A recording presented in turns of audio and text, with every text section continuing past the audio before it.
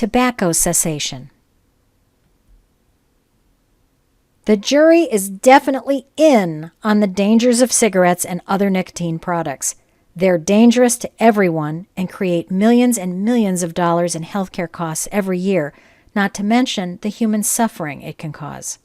So, providing patient care in a tobacco or nicotine-free environment and actively helping our patients overcome their own dependence on nicotine are the best practice ways of supporting our patients' health.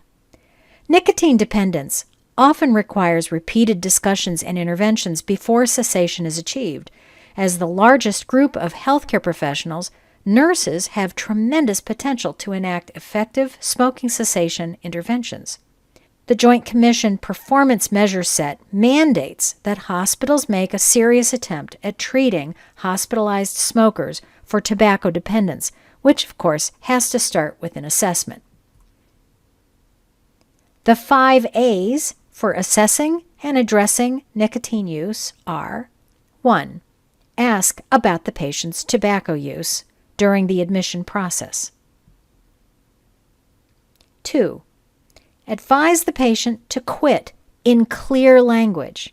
Counsel the patient about evidence-based tobacco cessation measures.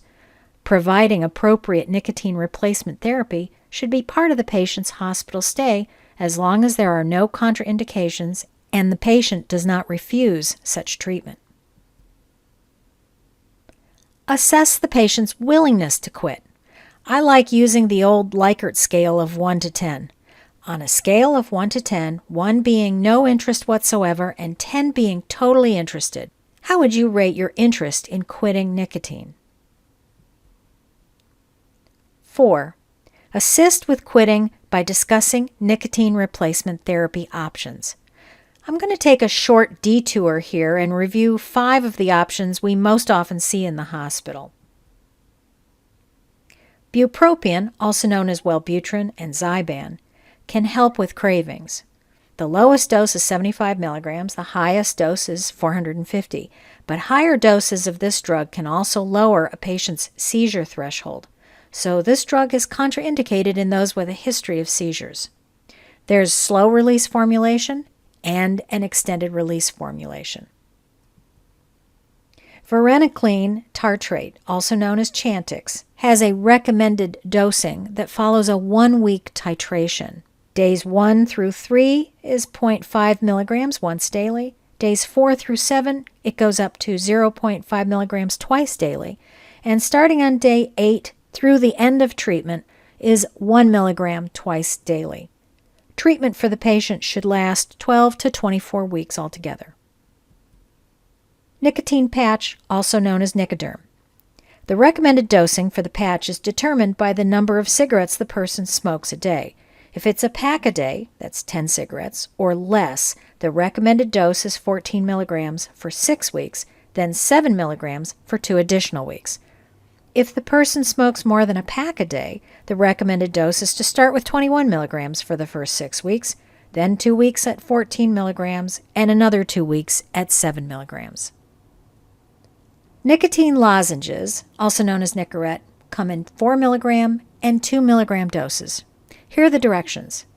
Allow it to slowly dissolve, about 20 to 30 minutes, and try to minimize the amount of swallowing you do during that time. Do not chew or swallow the lozenge. Do not use more than 1 lozenge at a time or continuously one after another. Do not use more than 5 lozenges in 6 hours or more than 20 lozenges per day. Nicotine gum, also called Nicorette.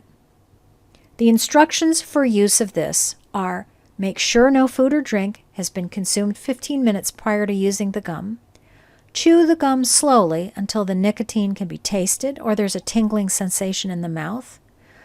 Once that starts, stop chewing and park the piece of gum between the cheek and gums. After about a minute, when the tingling is almost gone, start chewing again and keep repeating this process until the tingle is gone. If the patient frequently experiences strong cravings, they can chew a second piece of nicotine gum within the hour. 5. Arrange follow-up at discharge.